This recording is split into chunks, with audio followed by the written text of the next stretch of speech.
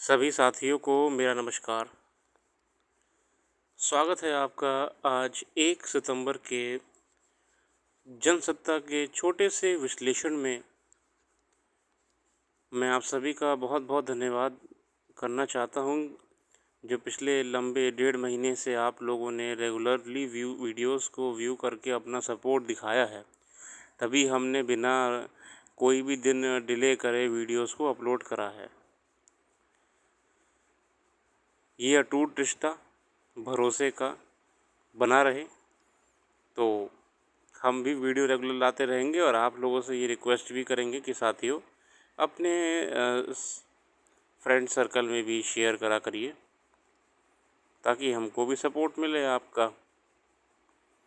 चलिए शुरू करते हैं। पहले ही पृष्ठ पे हमारे सामने जो विशेष सत्र बुलाया गया है उसको लेके लेख है।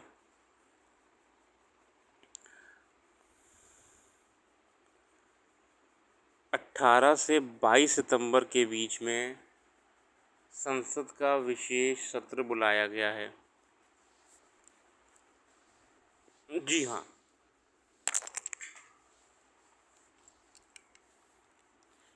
थोड़ा सा समय लूँगा जी।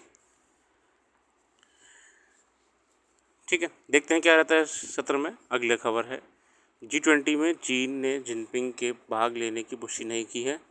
अभी तक जो है चाइना की तरफ से G20 की जो मिलन हो रहा है, जो समिट हो रही है, इसमें आने की कोई भी कंफर्मेशन नहीं आई है। आगे आते हैं, ये जम्मू कश्मीर को लेकर लेख है, उसमें अभी आप चुनाव को लेकर है।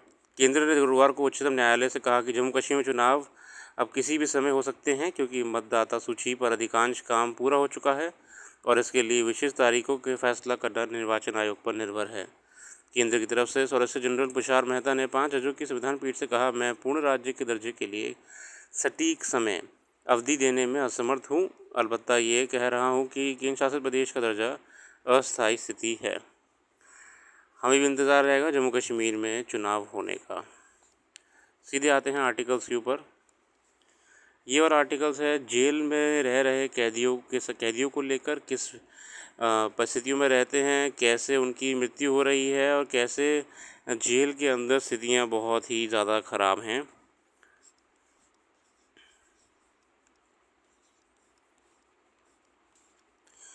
जैसे कि हम जानते हैं कि बहुत सारे कैदियों की आकस्मिक मृत्यु हो जाती है, नेचुरल डेथ। तो जेल में सुधारों की बहुत ज़रूरत है। कारागारों में मानवीय वातावरण बनाने की सिफारिश लंबे समय से की जाती रही है। इसके मद्देनज़र सुधार के कुछ उपाय भी आजमाए जा चुके हैं। जेलों में सुधार संबंधी सिफारिशें देने के मकसद से 5 साल पहले सर्वोच्च न्यायालय ने एक सेवानिवृत्त न्यायाधीश की अगुवाई में 3 सदस्यीय की समिति गठित की थी। उस समिति ने अपने स्पष्ट रपट में बताया था कि 17-21 के बीच जेलों में 817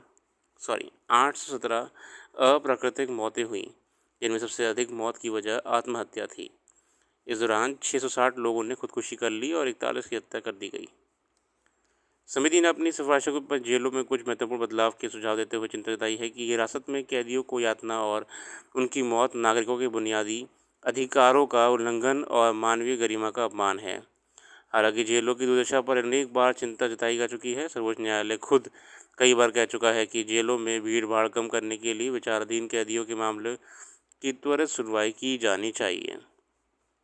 ऐसे कैदियों की पहचान कर उन्हें शीघ्र ही रिहा किया जाना चाहिए, जो अपने ऊपर लगे आरोप में तय अधिकतम सज़ा से अधिक समय जेल में बिता चुके हो, मगर जांच, गवाही, सुनवाई आदि में देरी की वजह से मामूली जुर्म के आरोप में भी बहुत सारे लोग वर्षों विचाराधीन कैदी के रूप में कारागार में बंद रहते हैं। सुरक्षा में भी इसी वजह से चूक होती है। इस तरह ना तो उन्हें सुविधाएं उपलब्ध होती हैं और ना ही उन पर समुचित ध्यान दिया जाता है। ठीक है ना, क्योंकि नहीं, जेलों में ना ज़रूरत से ज़्यादा कैदी हैं। हम जानते हैं वाली बात, प्रिजनर्स जो हैं बहुत ज़्यादा हैं, कैपेसिटी अंडर ट्रायल्स बहुत सारे हैं। जेलों का मकसद कैदियों में सुधार की संभावना पैदा करना होता है ना। आप देखिए, यूएस में अगर आप जाएंगे तो जेल को जेल नहीं कहते हैं, जो मतलब बिल्कुल। देखिए, जो भारत में जेल, देखो जेल क्या है, जिसको कैदी कैदियों को जहाँ पे भेजा जाता है, बंद जगह, चार दीवारी। देखिए जेल तो ज़रूरी है, जो बहुत ही हीनियस क्राइम करके बहुत ही खतरनाक वाले क्राइम करके लोग अरेस्ट होते हैं, तो उनको जेल तो भेजना ज़रूरी है। मगर वो लोग जेल नहीं भर रहे हैं। भारत में समस्या क्या है, जेल भर रहे हैं अंडर ट्रायल्स, जो छोटे मोटे अपराध में पकड़े जा रहे हैं मगर उनकी सुनवाई समय से नहीं हो रही है कोर्ट में, वो लोग ज़्यादा जेल को भर रहे हैं।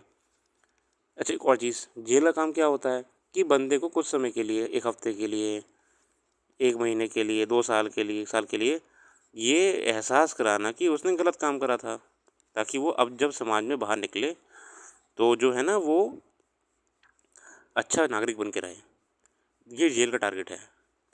आप देखिए विदेशों में, यूएस में जेल को जो सबसे शुरुआती जेल होती है ना, जो मामूली जेल में पहले भेजा जाता है, तो उसको डिपार्टमेंट ऑफ करेक्शंस कहते हैं। जो जेल का डिपार्टमेंट होता है, करेक्शन का मतलब क्या, गलतियों को सुधारना। और वहाँ प्रयास करा जाता है। मैं कोई जेल की तारीफ़ नहीं कर रहा हूँ, मगर वहाँ पे पहले प्रयास करा जाता है कि जो व्यक्ति है, जो कैदी, वो सुधरे और वापस से समाज में लौट जाए, जो कि भारत में भी होता है, ऐसा नहीं है। बट ऐसा भारत में पॉसिबल हो नहीं रहा है। जेलों में दी जाने वाली यातनाएं उन्हें रहने, खाने, चिकित्सा संबंधी सुविधाओं में घोर उपेक्षा जग जाहिर हैं। उत्तर प्रदेश इस मामले में सदा से कुख्यात रहा है। हिरासत में होने वाली मौतों के सबसे अधिक मामले वहीं दर्ज होते हैं। मगर सर्वोच्च न्यायालय की बार बार फटकार और जेलों में सुधार की ज़रूरत रेखांकित किए जाने के बावजूद जेल प्रशासन के रवैये में कोई बदलाव नज़र नहीं आता। सर्वोच्च न्यायालय द्वारा गठित समिति ने अपनी सिफारिशों में जेल कर्मियों को विशेष प्रशिक्षण की ज़रूरत रेखांकित की है। ये कितना और कैसे संभव होगा, देखने की बात है। बेखौफ अपराधी आमतौर पर दिल्ली और अगला लेख है, आमतौर पर दिल्ली और उससे जुड़े इलाकों में सुरक्षा व्यवस्था देश में ये इतना कुछ खास नहीं। हम जानते हैं कि कैसे शहरों में क्राइम बढ़ता जा रहा है, ठीक है ना, पूरा पूरा गोली मार दे रहे हैं, तो उसको लेके थोड़ा सा एक आर्टिकल है, पढ़ लीजिएगा, कुछ खास नहीं लगा मेरे को। ये वाला आर्टिकल भी ठीक ठाक आया है। खरीफ फसल को लेके, खरीफ फसल का घटता रुकबा।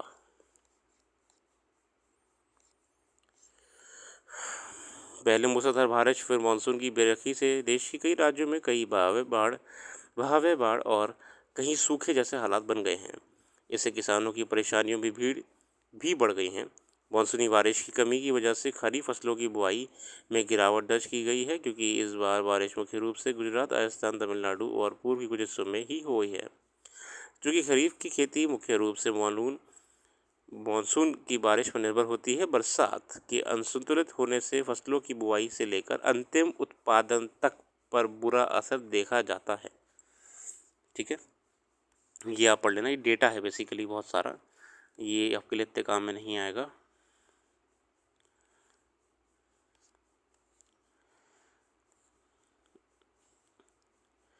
भारत चावल उत्पादन क्षेत्र में दुनिया का सबसे बड़ा उत्पादक है। पिछले महीने सरकार ने बासमती के अपने सबसे बड़े चावल निर्यात श्रेणी को रोकने का आदेश दिया था।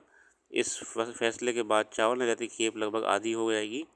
अनुमान लगाया जा रहा है कि पिछले साल में मुकाबले इस बार धान की फसल ज़्यादा कीमत पर बाज़ारों में बिकेगी।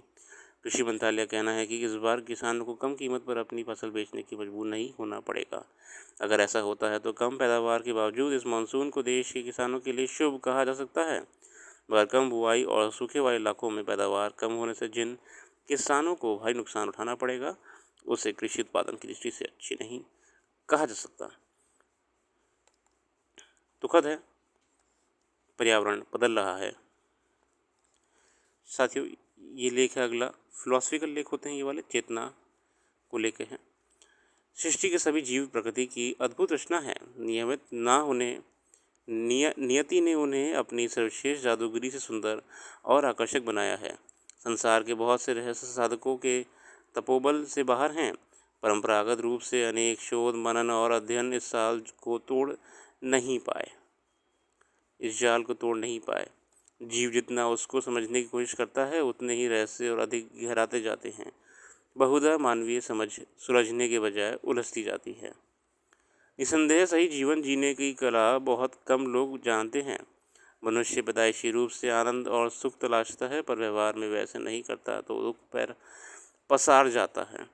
जब जब कुछ करने की सोचता है तो काम, क्रोध, मद, मोह और लोभ की आभा उसे निरंतर अपने आगोश में ले लेती है। अगर वह उन पर नियंत्रण का अभ्यास नहीं करता है तो वही चीज़ें समाज में उसे नीचा दिखाने के लिए काफ़ी हैं। आगे आ जाते हैं।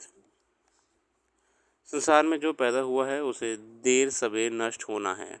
अज्ञानतावश हम ऐसे समझते हैं कि लाखों बरसों के लिए आए हैं और कभी नहीं जाएंगे। भ्रम में जीते हैं, मनचाहे कर्मों और सोच का फल हमें नहीं मिलेगा।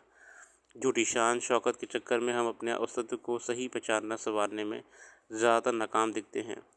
जिसने अपना सही मूल्यांकन करना सीख लिया वह बहुत ही समस्याओं और विकारों से बच जाता है। यह तभी संभव है जब अहंकारी हवा से नहीं फूलते अपनी कमी निरपेक्ष भाव से देखते हैं, किसी भी परिस्थिति में हुए सही या गलत कर्म की जिम्मेदारी खुद के कंधों पर लेते हैं। सबसे ज़्यादा दिक्कत पाखंड की कैंचुली से भी होती है।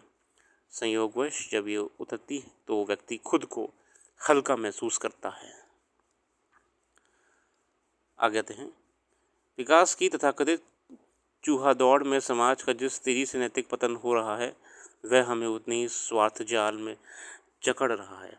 चतुराई, धोखा, गुमराह करना भी आदत, गैर जिम्मेदारी से कुछ भी बोलना, मनमर्जी का आचरण, निम्न सोच, बढ़ती संवेदनहीनता, नीचा दिखाने वाली तस्वीर, धन माया का बढ़ता अंधा मोह आदि ऐसे विकार हैं जो हमें स्वार्थ की चाशनी में अनवरत डुबोते हैं। धन, शक्ति, शिक्षा, संख्या बल आदि से युक्त व्यक्ति अपने को बड़ा और ताकतवर मानने लगता है। ऐसे में सही गलत के प्रति वह अपनी आंखें चाहे अनचाहे मूंद लेता है। यकीनन सूझबूझ वाला व्यक्ति सोचता है कि कोई उसकी सलाह या नसीहत का बुरा ना मान ले। ऐसा असमंजस समाज में बहुत कुछ गलत होने से बचा नहीं पाता। अगर किसी ने कुछ दिलेरी दिखाई तो वह भी भयंकृत रहता है। कुछ लोग इसी कारण गलत को चाहे अनचाहे झेलते रहते हैं। इस समाज में पर कुप्रभाव पड़ता है। मुख्य रूप से व्यक्ति अपने पैदाइशी विकार दूर किए बगैर खुश रहना चाहता है। अगर हमारी आदतों में अहंकार, पाखंड, संकीर्णता, विचलन आदि हैं तो हमें कमज़ोर करने के लिए किसी दुश्मन की ज़रूरत नहीं, बल्कि हम खुद जिम्मेदार हैं। माना जाता है कि रावण भी विद्वत विद्वत थी। इसमें बहुत टाइपिंग एरर है, लेकिन मन में विकार थे जिससे सोने की लंका देखते देखते दहन हो गई। जीवन की उठापटक सहज बनानी है तो प्रतिदिन अपने विकारों की धार पर काम करने के लिए सच्चे अर्थों में प्रयत्नशील रहेंगे, तभी जीने का उद्देश्य सफल हो सकता है। ये कोई संभव नहीं, लेकिन थोड़ा मुश्किल ज़रूर है। हमें अपनी दुष्प्रवृत्तियों को निरंतर तलाशना और तराशना है, जो थोड़े संकल्प व सतत प्रयास से संभव है। जब अपनी गलतियां समझना, मानना और उनके निवारण शुरू कर देते हैं तो मार्ग काफ़ी सरल हो जाता है। इस चेतना से कुछ समय बाद हम पाएंगे कि हम खुद के काफ़ी नियंत्रण में हैं और जीवन काफ़ी सहज रहेगा। निसंदेह कर्म एक ऐसा भोजनालय है जहां हमें कुछ आदेश देने की ज़रूरत नहीं, यहाँ वही मिलता है जो हमने पकाया है। बहुत ही सुंदर लेख है साथियों, बहुत सुंदर अद्भुत लेख है।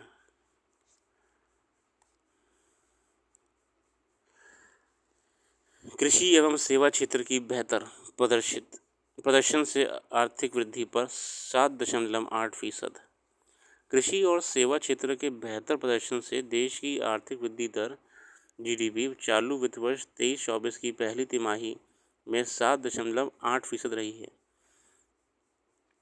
यह पिछली 4 तिमाहियों में सबसे ऊंची वृद्धि दर है। गुरुवार को जारी आधिकारिक आंकड़े से यह जानकारी मिली है। इसके साथ ही भारत प्रमुख अर्थव्यवस्थाओं में सबसे तेजी से वृद्धि करने वाला देश बना हुआ है।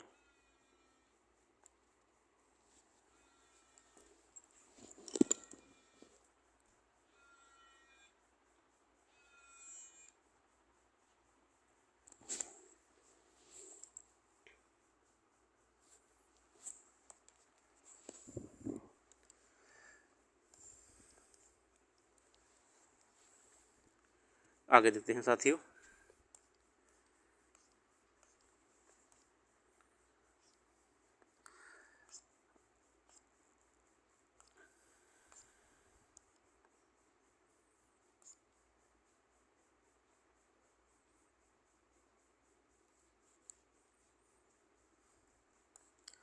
खेल जगत की खबरें आपकी मैगजीन में भी कवर हो जाती हैं, फिर भी हम चर्चा कर लेते हैं इन पे। नोवाक जोकोविक और ईगा स्वियातेक ने भीषण गर्मी और उमस के बीच सीधे सेंटो में जीत दर्ज करके अमेरिकी ओपन के तीसरे दौर में प्रवेश कर लिया। साथियों, अभी यूएस ओपन चल रहा है, ये आप लोग ध्यान रखिएगा, यूएस ओपन चल रहा है। बाकी खेल जगत की खबरें आपके करंट मैगजीन में भी कवर हो जाती हैं, तो अगर वो छूट भी जाएं अखबार पढ़ते पढ़ते तो उसमें कोई भी अफसोस मत करिएगा। एशिया कप क्रिकेट में बांग्लादेश के 165 रन ने लक्ष्य को पीछे करते हुए श्रीलंका ने असलंका और समर विक्रम के बीच चौथे विकेट की 78 रन की साझेदारी की बदौलत 11 ओवर शेष रहते 5 विकेट पर 165 रन बनाकर जीत दर्ज की। बहुत ही बढ़िया खेल जगत की बढ़िया खबर। बाकी साथियों, आज हम इतना ही रखते हैं। अपना आप लोगों ने पिछले लंबे समय से हमारा सपोर्ट भी करा है, आगे भी करते रहिएगा। बाकी अपना कीमती समय देने के लिए बहुत बहुत धन्यवाद। आपका दिन शुभ हो।